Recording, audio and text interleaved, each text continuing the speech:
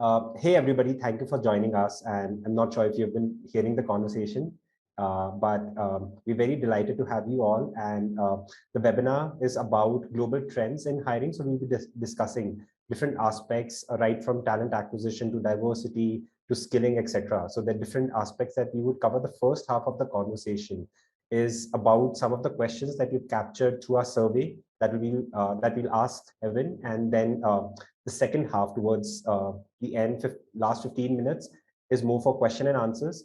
So during the conversation, if you have any questions, please post that, and we'll be taking that up. And we'll be picking up common themes. So if in any way your question is unanswered, we'll make sure to answer that offline more. Very quickly about Evan's background. So he's very well known change management specialist. He's over the last 15 years, he's worked across different companies, and currently he's the director at Neuraflash, which is a leading AI consulting firm. About myself, I'm the co-founder and CEO of Higher Quotient, a company that is helping the likes of Boston Consulting Group to automate their hiring, skilling, and helping the companies to find out the top 10% talent. Uh, so, Evan, let's start the conversation. And thank you so much for taking out the time and for sharing this opportunity. So, the big question that we have coming your way is over the last 15 years and as a senior leader, when you look at the talent acquisition landscape today, what are your thoughts around it? What are some of the big shifts that you are seeing today? Yeah, so this is something that's near and dear to my heart. As someone who is hiring and actively building teams, who's done a lot of research on this, and who's written 2 books on the subject. And so, being in the consulting industry, I've seen a number of trends that have really, I think, shifted the environment.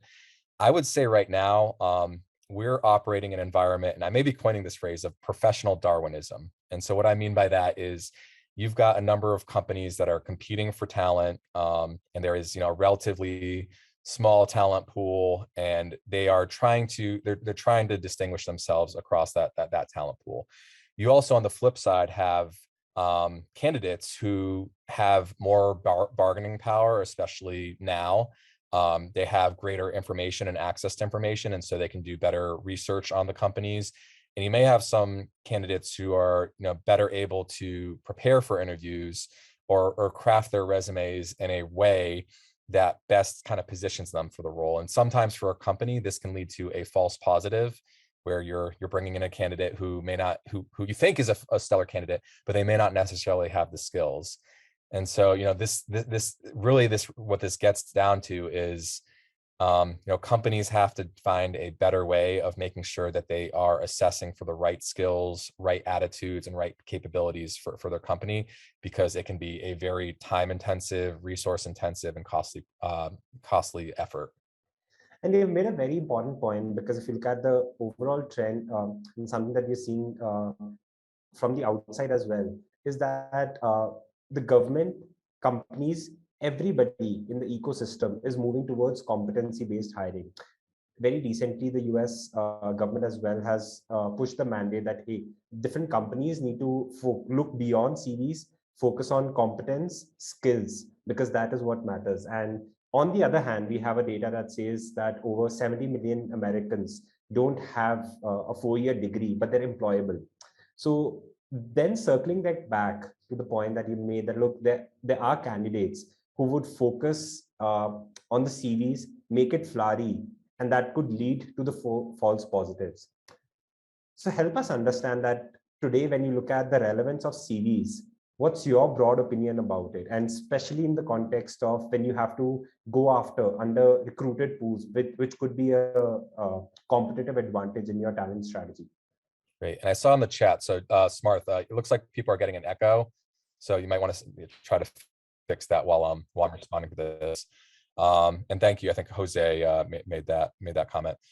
So getting back to what we're seeing about like competency-based hiring and recruiting. So the Society of Human Resource Management has found that like the cost of a losing a hire, someone that you've hired and ultimately leaves, can be like 50% to 250% of their annual salary and benefits. So that is an extremely high cost if you're thinking about what it takes to find that candidate, train that candidate, replace that candidate, impact on morale for employees, and productivity when that candidate leaves.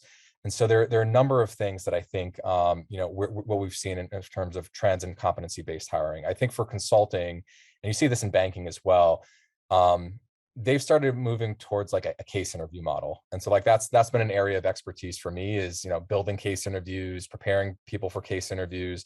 And so for the people who are not familiar with a case interview, you're basically given a problem that simulates something that you would experience on the job.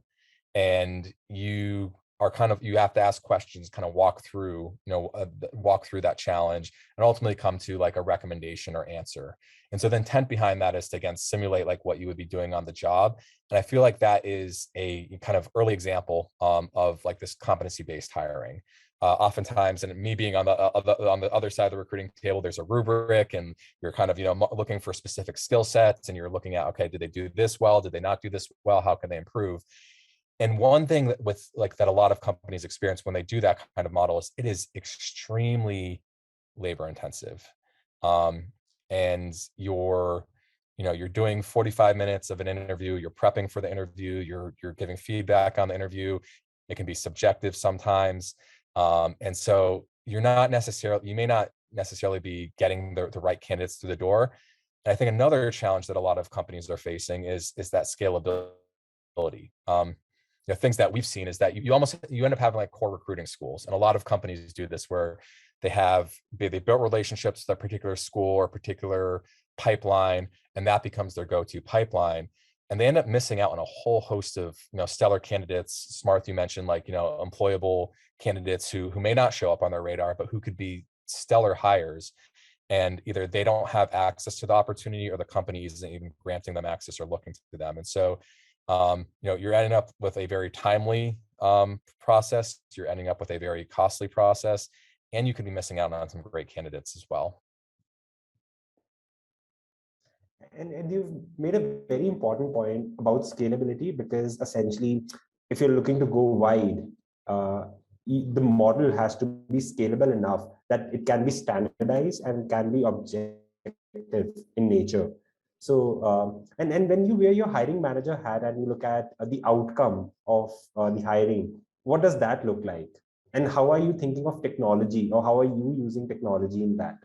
Yeah, so great question. I mean, so if I'm looking at outcomes, like I'm looking at someone who, one, like it has the right attitude and skill sets for the role, and that can be extremely subjective and very difficult to ultimately assess. And you may have one person, especially if you do multiple rounds of interviews, you may have one person who grades a candidate one way and another person who grades a candidate an entirely different way. And that can be for a variety of reasons. Maybe maybe the interviewer or the candidate had a bad day. Maybe there's some unconscious bias. There can be a whole host of reasons why, and that can just open yourself up to like a number of challenges in the hiring process. On the flip side as well, like putting my hiring manager hat on, like what success looks like for me is like bringing in a great candidate, a candidate that's going to stay with the company for quite some time because they are the right fit and they are the right skills. I think the mark of success is not only are they staying with the company, but they're growing with the company. So they're adding they're adding things to the company, they're adding things to the practice and team. We're seeing them move up and be promoted. And so for me, like, having a team of people who are being promoted and have these opportunities to engage is the mark of like a good hiring team. That being said, it's very challenging to make sure that you get it right. And one thing that we're starting to see with technology is it can reduce bias, especially with assessments. And so we've actually used some assessments, actually partnered with you, Smarth, on this to kind of evaluate people from a change management standpoint and the skills that they have, and seeing where their gaps are. And so that can be a really important part as well. Is like you may have a candidate who doesn't hit all the qualifications for the role, but hits a lot of qualifications for the role. And if you're able to do an assessment up front, you're able to identify, okay, like they are really strong here and here and here. They're okay here, and these might be some weak spots. ultimately they have a great attitude and a growth mindset.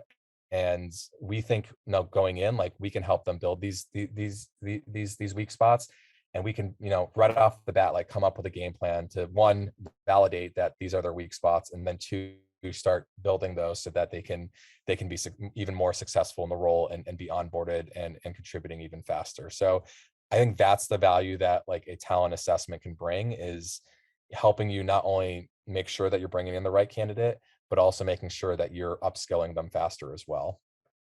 It's actually amazing to always hear these thoughts from hiring managers, and specifically the ones who are really going above and beyond to make sure that there is a very holistic evaluation, to make sure that there's no bias or there's minimum bias, and you're able to find great candidates. And that's exactly what you said as well. Where I struggle, and I see a lot of companies struggle as well, is we talk about bias, and let's accept each of us has a blind spot. Uh, the other aspect we say is, look, we're looking for great candidates, but how do you define a great candidate? There has to be some objectivity around it. There has to be a standardization, because if, for example, 10 people are interviewing 1,000 candidates, is the definition of great consistent to make that decision or not? So how, in your opinion, some of the hiring managers can take care of that, where they reduce the bias, and they can also pretty much bring a consistency in the definition of being good, great, and awesome? Yeah, so I think, I think we're seeing this in a number of ways, and I always go back to the case interview, because oftentimes, that's kind of been the, I wouldn't say, like, technological way of doing it. It tends to be like a one-on-one interview with someone. Um, but typically, like, there's a rubric. And so you have, like, here's what a good, great candidate looks like. Here's what a good, great response looks like. One of the challenges that I've seen in the industry is, like, when you use an assessment like that, one, you have to train people to use the assessment to make sure that they're using it appropriately. Two, it can vary over time, in terms of, like, what, where that person is on the spectrum in terms of comfort using that assessment. And then three, again, there is subjectivity. You don't know if that candidate is had a bad day. You don't know if the interviewer had a bad day, and so that can factor in as well. I think it's really important when you're building an assessment. One of the great things about, using technological assessments is that you can hopefully remove and normalize, or remove rather, of that um, some of that subjectivity. And you have common questions. You can come up with what is a right and wrong answer. And one thing I think that's really important with building these assessments as well is just making sure that you're not perpetuating and reinforcing the bias, but you're building questions in a way that are going to um, open it up for a number of candidates, and enable them to be based on their skills and on their attitudes. Yeah, and one of the things that I quite often discuss with some of our clients is that, look, AI has a lot of potential, both sides, positive and negative.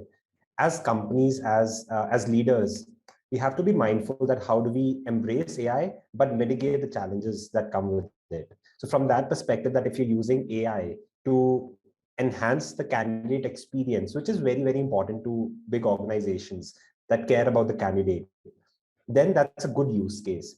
If you're using AI to auto generate the questions, if you're using AI to evaluate on your behalf, then it could perhaps have some risk that you might need to mitigate in the right way possible.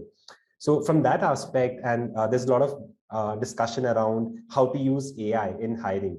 So what's your perspective on Yeah, that? so first and foremost, I think, if you're crafting any question or any assessment, you have to consider, like, ethical AI. So you have to make sure that you are crafting it in a way that is, again, not perpetuating and reinforcing the bias, and you're working with a company that knows how to do that, and has, like, audited their practices, and has set practices and policies in a way that they have built assessment questions in a way that are not going to reinforce it, or perpetuate bias. I think another big part of, another important piece of any, like, assessment, any technological assessment, is, again, like, that the questions are the questions, and the answers are the answers. And there's not necessarily room for interpretation from a person, based off of unconscious bias or how their day's going. you can get a very clear ranking of how a candidate fits on your spectrum, and that can ultimately help you better assess and evaluate, which candidates you want to bring forward. I think what works best is when you kind of do this in conjunction. And so you may have a first round where there's a screen or some sort of technological assessment where you're evaluating and assessing the candidates for the skills and the attitudes for the job. And then you maybe hold the pool down a little bit based off of those scores, and then you bring a candidate in for a second round or a next round with a human who can evaluate and kind of assess more of that cultural fit, and is this a person that I'm comfortable working with. And I think having that balance. Sorry, Smarth, go ahead. It sounds like you're going to say something to that, so I'll let you No, jump in. no, I think I share the same sentiment with you, and I was trying to resonate with that thought. But I think there's another aspect to it. So one, you talked about doing top of the funnel with a product that could pretty much help you define that what a skilled candidate looks like, or who is a skilled candidate who can do the job. But there's another aspect to it. Even if it's a small funnel and you do the in-person interviews, a product could pretty much help you deepen the confidence by saying that, hey, if this is what you think of the candidate on ABCD skill set, this is what our read is. So it's actually both way, where it could be product and then human, or it could be human and then product. So it has to work together, as you said, but it could be either ways, in my opinion. Yeah, I think that's a great point. Is, yeah, you might do it as a screen, or you might do it as a validation as well. But overall, like, I think it's a great tool, and it can save a ton of time too. If you think about, a typical interviewer is interviewing X number of candidates, and I've been a part of these like super days where, like, for an entire day, like, you were interviewing candidates. And so, that's 8 hours that could have been billed, or 8 hours that could have been devoted to building the company. And you maybe get through 7 or 8 candidates during that full day. Whereas if you do an assessment, you could get through 100 candidates, and that you just give them a timeline of when they have to complete that assessment, and then based off of that, you can evaluate and look at the scores, and again validate, depending on where they are in the funnel, validate or determine, here are the people we're going to bring forward for an interview. So it can be a huge time saver, huge cost saver, and frankly open up your pool of candidates, because oftentimes you're limited. You're limited by time, you're limited by your people who you are devoting to interviews. And so you can end up missing out on some candidates who may not have the right things on paper, or the right school, or right skills listed, but they ultimately could be great candidates if you had just given them a shot. Yeah, and it actually also helps you reduce your recruitment cycle, because if you can move faster, as you said, so if you can pretty much screen everybody on the same day or within 2 days, then that's saving a lot of time, but also cutting down your cycle by more than half, perhaps. And we've seen that working out with the clients, because that could be a competitive advantage in winning this talent war. If your competitor has a recruitment cycle of 60 days, you're doing that in 20 days. Obviously, you're going to close a quality candidate much faster. So that's another thing that we've seen adding value to the clients, just because of the same value add that we discussed. And you also talked about diversity. So if I ask what diversity at workplace means to you, and how you've seen this definition evolve over time, and we all know what's happening around. So from that perspective, what it really is.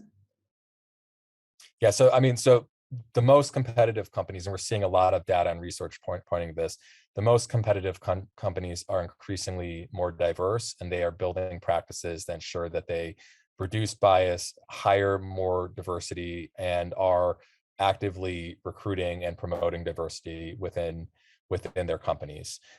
Diversity to me means you have a group of people from different backgrounds, different ethnicities, identify in a number of different ways, and are bringing a number of different perspectives to your company. And ultimately, this helps open your company and make it stronger. I read like a couple statistics kind of in preparation for this, and also just because it's a passion area of mine, and one that I think it's important to institute in my team as well. So you've got, like, right now, like 1 in 3 women of color in 1 in 3, so 33%. within the next year. And that is a startling statistic for me, and it makes me ask questions of why. Are they not seeing people who look like them in leadership? Are they not seeing career opportunities? Are they not seeing opportunities for advancement or opportunities for support? And so for me, like, I think it's really important to make sure that you are moving away from a culture of hiring people who look and think like you. And you have to make sure that your interview team is representative, your marketing team, your recruiting team is representative. And if one way around that too is to reduce that bias is technology as well, is making sure that that bias is being reduced by a impartial system that is asking the same questions of every candidate in a way, and not passing judgment, or not having implicit be a part of their process.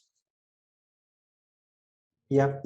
And a big bias, I think, is also with the CVs, because irrespective of how we look at it, we're trying, the big companies today are trying to make sense of skills from the CVs. And these are two very different languages. So if you are really looking forward to reducing the bias in the hiring, then we have to think beyond CV. We have to really think that, look, what can be one metric that conveys the most important data point. And as hiring managers, the most important data point we're all looking for is, can they do the job or not? So from that perspective, so that's pretty much, I think, one big source of bias, because irrespective of how we evaluate, how we mask that information, there is a bias.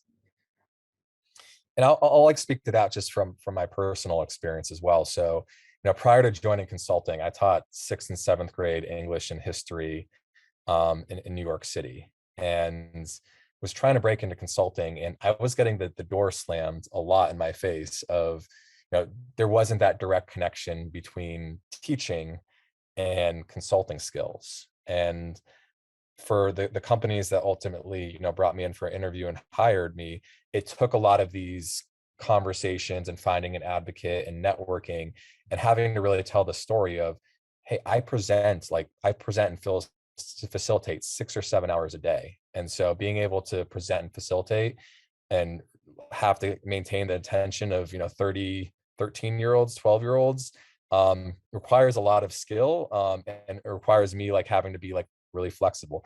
I have 120 students that I have to look at data and build a plan so that they're hitting their goals and achieving their goals. That's project management. So it took that really drawing out those stories to get me to even get through the door.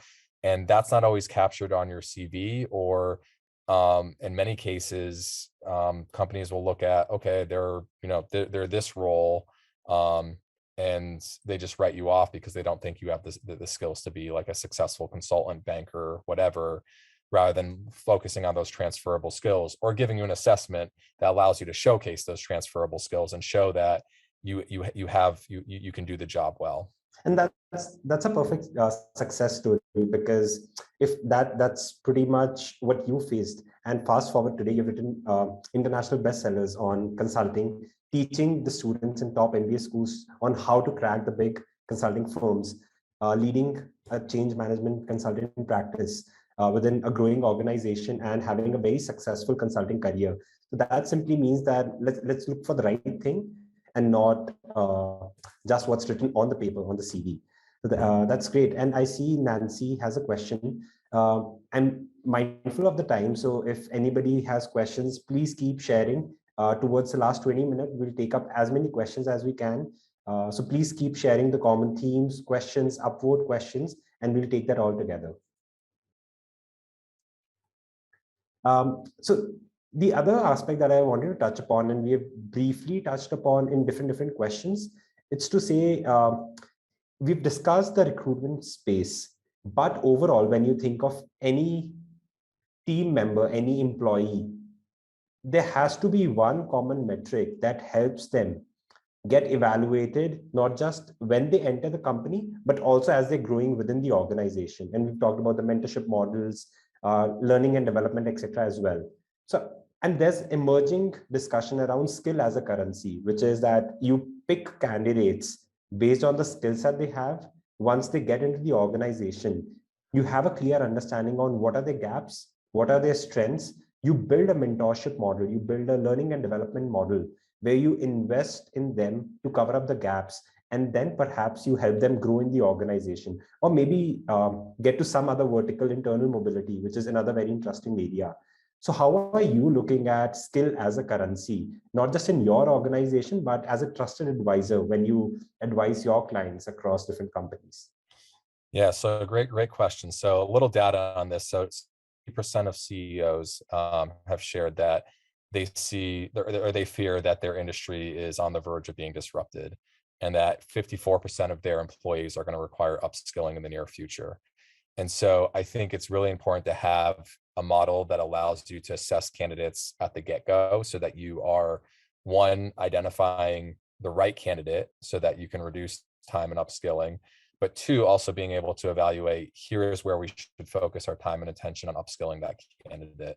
And again, this kind of goes back to, assessments at the very outset, and kind of building this into your broader plan and strategy for your team of, being able to identify not every candidate's going to hit all the marks on your job description.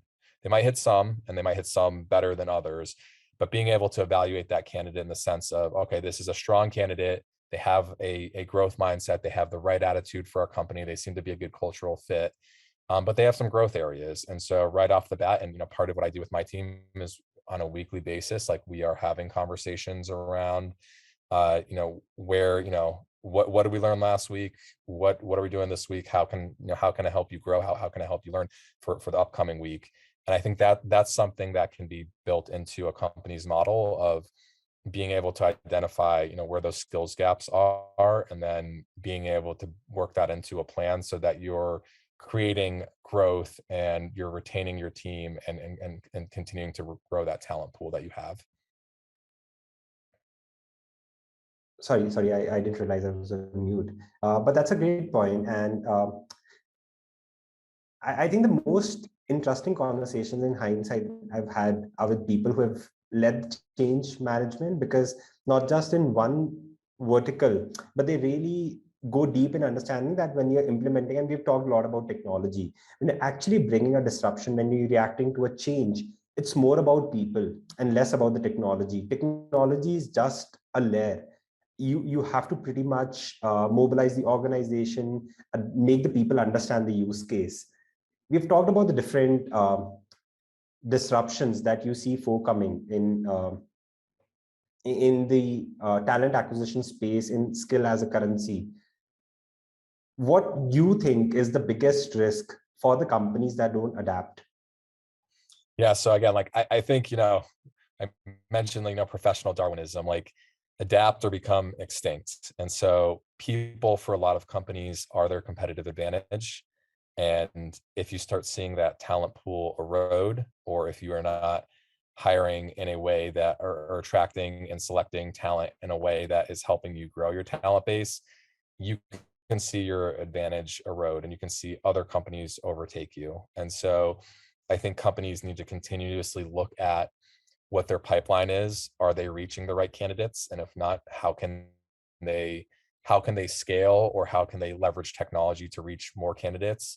Are they bringing in candidates who are diverse and are representative of not just their workforce, but of the world? And are they actively recruiting candidates who can bring different perspectives to their teams?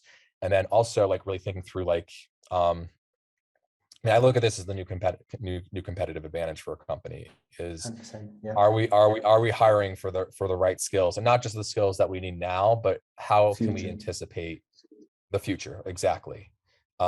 Because there is going to be continuously upskilling and a continuous need to bring in candidates now who may need to do jobs, if we want to retain them 5 years from now, may require different skills to perform the same job. So that almost becomes part of your assessment process as well, as, what are people's ability to adapt, ability to learn, ability to change, and is this something that they're comfortable doing, especially in a lot of, like, the professional services.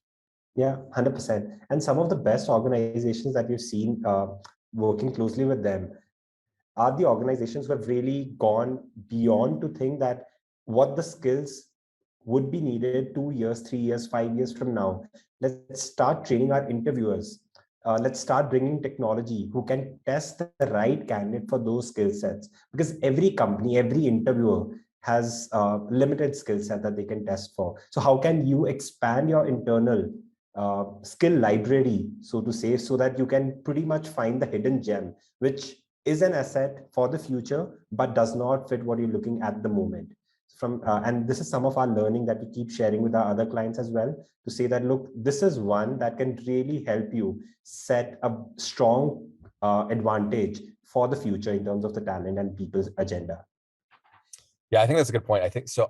I'm seeing a number of companies where they're just recycling job descriptions, and not just for their company, but you may be recruiting for change management or consulting or some other position, and you go online, Google like consulting, like position description, and then you pull that. So you're seeing a lot of companies that are just kind of recycling job descriptions without necessarily doing that assessment of, are these still the most applicable skills, and what are the skills that are going to be applicable now and in the future, and then getting to that attitudes piece as well. Like, I'm a huge proponent of not just hiring for skills, but hiring for attitude as well.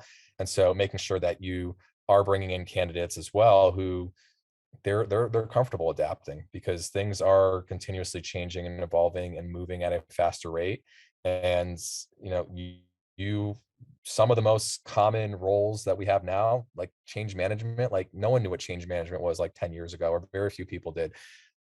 Customer experience, user design, like some of these are some of the most popular and highest, fastest growing roles, and they weren't really well known like 5 or 10 years ago, and they require a different skill set. And so being at the forefront of, what are those skills coming, and are we building these into our position descriptions and our models for what we need from a hiring standpoint as well. Yeah, and one thing that I totally relate with, so when you start the hire quotient and you're looking for our first sales, business development, sales development rep, I had no background in sales. I had no background to understand what to evaluate. What I did was reach out to a couple of folks who expert in the domain, understand that, hey, what are the boxes that I need to take when I check for the skills, competence, request them that, hey, could you do that on my behalf? So, and also because I had to create a job description, and I did not know how to create one. So I went to one of the organizations that I really admire, Gong. They've really built a very good sales practice. What I did, went to the website, saw the job description that they are using to hire their SDRs, and created something taking inspiration from that. And that was also an inspiration to say that, look, if this is the struggle that I am having, there are a lot of people like me who are starting up new, and they need a tool that perhaps could help them build the right job descriptions. Because if the job description is built in the right way, is it can attract the right audience as well. And that's where we launched another job description generator, which is a free tool. We launched that to help a lot of people, managers, hiring managers, just to say that, look, if you're new, if you don't have time, and you're looking for something which is very standardized, consistent, and helps you attract the right talent, just use higher quotient job description. And I think I'm just going to jump into there. Like, I think that's such a valuable tool, but I also think it's a big part of that is, all right, now how are we assessing? How are we ensuring that we've decided that these are the most important skills needed for this role? How do we make sure that the candidate is able to meet these skills? And again, whether that's certain questions around certain questions and a skills assessment, or whether that's an interview or a combination of the two, I think sometimes that aspect gets lost, where things don't necessarily link or translate from the job description to, all right, now does the candidate have the skills to actually perform what we asked for in the job description? Exactly, and that's where we linked up the entire process to say that, look, while you create a job description that says that, hey, these are the tasks and responsibility that we're looking in a candidate, the second module or the second product is to say that, tell us what task are you looking for in the candidate, and we would test that on your behalf. So it's speaking the same language. So essentially what you tell the candidate that we need in you, you're testing for exactly the same thing. And that makes the candidate believe that, look, this organization, and that is really focused on understanding about my skill set and the competence, and is very transparent in terms of laying out what they require. Uh, so that's, and we've seen organizations benefit from it from multiple different aspects. So last 15 minutes, and we have quite a few questions. Nancy, taking up your question first. So Evan, Nancy's question is, with the expected recession in the coming months, how do you see the hiring landscape changing? Yeah, that's a great question, and that's one that we are talking a lot about, because we kind of had a boom, and we had, the bargaining power had shifted to candidates, and we may see that change. And so, you may see companies start to either tighten up on their hiring, or just you may see companies, again, like, they really need to focus on, when they do bring in a candidate, that candidate, it becomes even more important that candidate has the right skills, because it's going to be a bit of a restricted environment.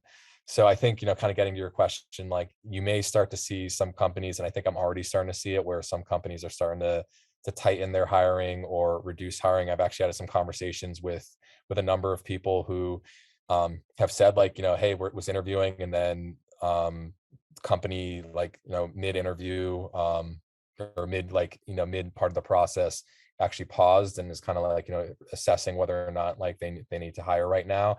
And so I think you've got a number of companies being a bit more cautious, and so that may shift the bargaining power back to the companies a little bit. I think the good news is that a lot of people left recently and started new jobs, and the hope is that, that they're at companies that are going to be, relatively insulated during the upcoming recession.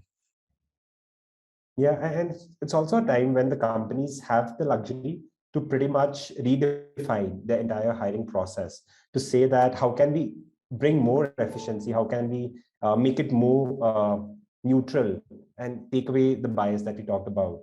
And Richard has a similar question to say that, hey, we're redesigning a hiring process.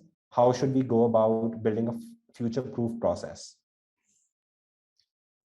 Yeah, great question. So, I mean, I think without knowing your company and without knowing your business, it's hard to say specifically. I think there are a couple things that I would highlight for you, though. One is that, like, it is extremely labor intensive to have people doing a lot of the hiring, and there's a lot of bias that comes in that. So I think there should absolutely be, like, a linkage between technology and your people that are conducting the interviews. And so, kind of going back to what Smarth and I had discussed earlier, you may start at the top of the funnel with some sort of assessment, and then, as you get down with you evaluate those candidates, you get down to screen with actual people. Or you might do the flip side of, start at the top with an interview, and then screen to validate. I think, a big part of, where I would probably start is just really understanding your market, and understanding, what the skills are for the current role, and what the skills should be 3 to 5 years down the road. And that can be hard, but really doing some intentional research, and making sure that you're building the job description based off of not just what the candidate needs to do now, but what the candidate needs to do 3 to 5 years from now. And then doing that mix of technology, whether it's the technology assessment up front, or some sort of assessment up front to ensure that they have the skills, and then some sort of cultural fit interview later to ensure that they're a good fit for your company.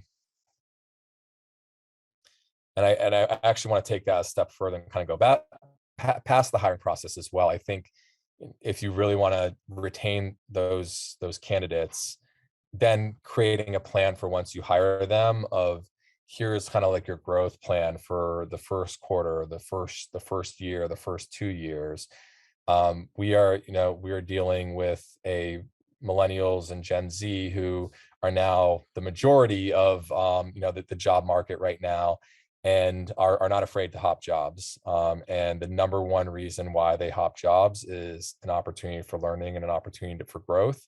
And so if you're not building that into your model of retention, and giving them a roadmap and a plan for here's how we're going to help you grow and develop, then you run the risk of them jumping to another company for that growth opportunity that they're not getting or don't perceive that they're getting at your company.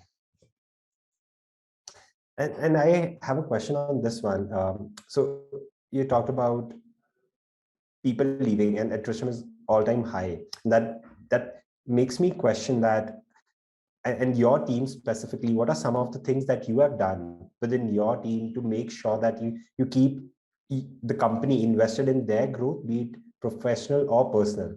So if you could help us maybe understand few strategies that you adopted. Yeah, sure. So a great question.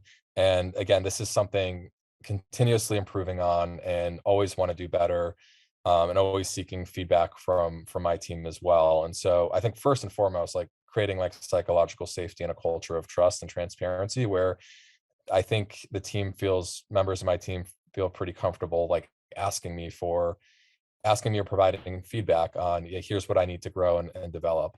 I think, part of it, being in a consulting professional services industry, one of it is like when you're assigning projects, making sure that you're assigning like a portfolio that includes like high growth projects or complex projects as well as projects that are learning, and also creating these links to the company where they have some kind of internal projects or pet projects, things that they're passionate about, and enabling them to get involved in those areas. So for instance, having conversations and saying, hey, what are you interested in? Are you interested in sales? Are you interested in marketing?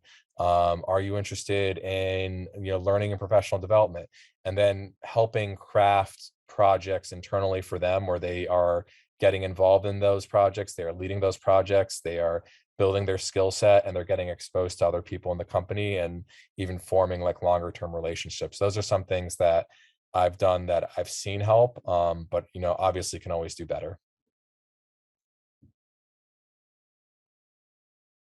Sorry, I was on mute again. And we have another interesting question from Richard. He's saying that, look, I'm convinced tech is the future of hiring. It is going to define how we look at hiring and do it at scale. How do I convince my team to adopt tech? Yeah. So it's interesting because I get, I being on the consulting side, like I sometimes have to do this both internally or for customers as well as, how do I build the business case? And, part of it is identifying who are going to be those champions and advocates in your company for this and trying to get that groundswell, and recognizing that for some people it's going to be a story, for others it might be a benchmark, and like, hey, like, here's a company, here's a competitor, or here's a company that we aspire to be, and they're already starting to do it, like let's get on track. And for others it's going to be the data. I find the data typically tends to be the most effective, and especially when you're looking at the purse strings and costs of hiring. And so there's some good data out there. I mentioned Society of Human Resource Management.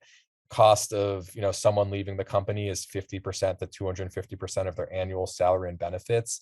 That is Huge. huge. And if you are looking at if you're looking at the number of people who are leaving your company and the attrition, and coming up with a baseline number, and these are some of these if we had just kept a percentage of these, like the cost savings, that's one way to look at it. I think another way to look at it too, again, like hitting your company with the pocketbook, is what's the typical interview take? Is it 30 minutes? Is it an hour? I would say like it's probably between prep time, delivering the interview, and like doing after action, writing notes. It's probably at least an hour. And if you can put like a time to that, maybe $50 an hour, whatever, and then estimate that across the number of candidates you think your company is interviewing, and then just say, imagine if we replace this with a technological assessment that can allow us to scale and bring in more candidates, and free up our team to do more of that higher value, that closing the candidate and bringing them in, or focusing on their growth. Imagine what that can do for our company. Like, I think those are some of those talking points that can help out for sure. And we have a very tough question coming our way. So the question is that as a hiring manager, if you were to define one North Star metric for your HRs, what would that be? North Star metric for our HR. So for me, as a hiring manager, it's retention. And I want to make sure I'm retaining talented candidates, I'm growing talented candidates, and that we and typically, where retention tells me there's a number of metrics that are built into retention. It's we hire the right person, because they're staying and they enjoy the role, they have the right attitude, they have the right skill set.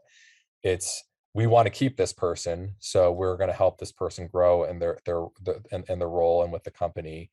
And so for me, that kind of shows that we hired appropriately, and we're bringing people on board and making that investment, and they're making that we're making that mutual investment. They're investing in us and we're investing in them.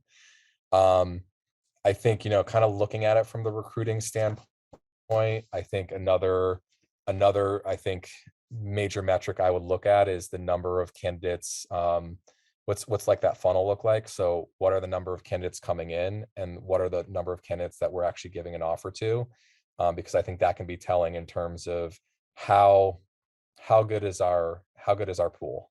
Are we bringing in a lot of people and we're kind of shooting haphazardly, and we're bringing in a lot of people, and we're wasting a lot of time, frankly, like interviewing candidates who are not good fits? Either they self-select out or we opt out. And so being able to look at that pool that's coming in, and ultimately deciding, here are the number of candidates that we want to advance the final round, or that we want to advance to the offer stage.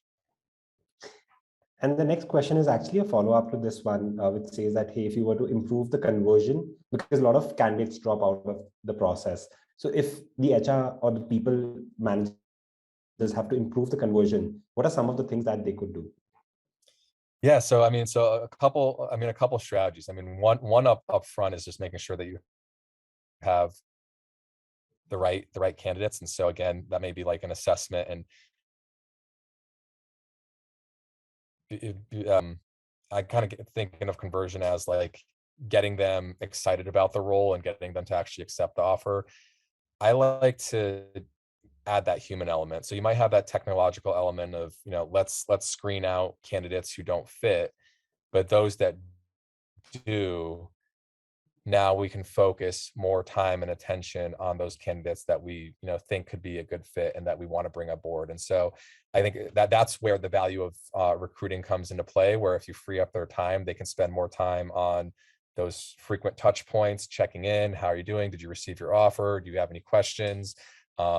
That can open up some of your interviewers to, hey, I want to check in and have a call and conversation to see how things are going. We're really excited to having you aboard, taking some time to send like a quick email. So their activities can shift. They may still be doing recruiting-based activities, but their activities can shift from not so much the recruiting, assessing, and evaluating, but more so, let's show this person, let's help this person feel, let's show this person they're wanted, let's show them that they're a good fit, let's highlight some specific, let's learn a little bit more about what's important to them, let's highlight specific aspects so that we can really focus on the conversion activities rather than the top of the funnel activities.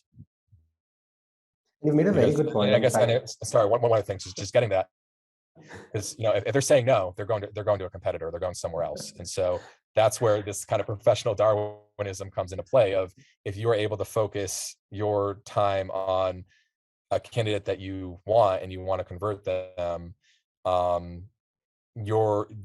can become your competitive advantage for your company. And again, if you're not converting them, they're going somewhere else, and they very well maybe going to your competitor. Yeah, and there's another question that I often get asked because of the business that we are in, is that what role do you see technology play in the entire hiring process? And is it at some point going to replace the human, or what part of the job you see technology taking up from them? And the more and more I interact with the business leaders and the hiring managers, people leaders, I feel that, look, the technology has to fundamentally create a capability within the organization to help them identify top skilled talent, right talent early on in the funnel. people managers' job is to make those candidates feel warm, help them understand what the brand stands for, help them understand the culture, help them understand the value, keep them engaged. That is where the time of human and the people manager is best utilized, because these are the people you really, really want to convert. So I think that's the perfect blend to say that how technology and human can come together to really get you a high conversion, to get you the candidates that you deserve, that your team deserves. I think that's a great point. And I know we're running low on time here. So I want to thank Hire Quotient and the Hire Quotient team for having this conversation. It is a very important one. And I know that they're innovating and being at the forefront of helping companies hire better. And I want to thank you all for joining and asking such great questions. So thank you all so much. And thank you all for joining us. And thank you so much, Evan, for joining. And really appreciate for all the great insights that you've shared and for taking out the time to speaking with us. We'll be sharing the learnings of this session with every attendee. And if you feel to share it within your organization, please feel free. Great. Thank you. And again, don't Thank you so hesitate to much. reach out on LinkedIn too if you have questions. Thanks, everybody. Thank you. Right, Have bye. a good day.